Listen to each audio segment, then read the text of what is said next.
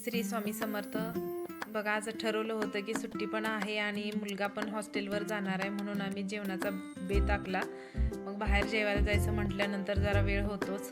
रात्री वेळ झाला आणि अशी गाड्यांची मोठीची मोठी रांग 2 व्हीलरची 4 व्हीलरची होती. आता म्हटलं की पूर्ण पॅक झालं असेल, तरी पण म्हटलं चला बघूया, असेल तर इथं जेवायचं, नसेल तर दुसरं पकडायचं. पण गेल्यानंतर आतमध्ये एक टेबल मोकळाच होता. मग ऑर्डर वगैरे दिले आणि मला पिण्याची इच्छा झाली की आता जेवणाच्या अगोदर मंचाव सूप प्यायचं.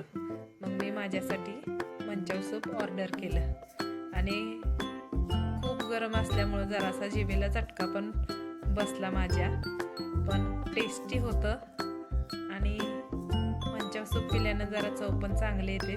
त्यामुळं मस्तपैकी जेवण झालं आणि आता राहिलेलं शिल्लक काय करायचं म्हटलं, चला तर मग पार्सल करून घरी घेऊन जाऊया.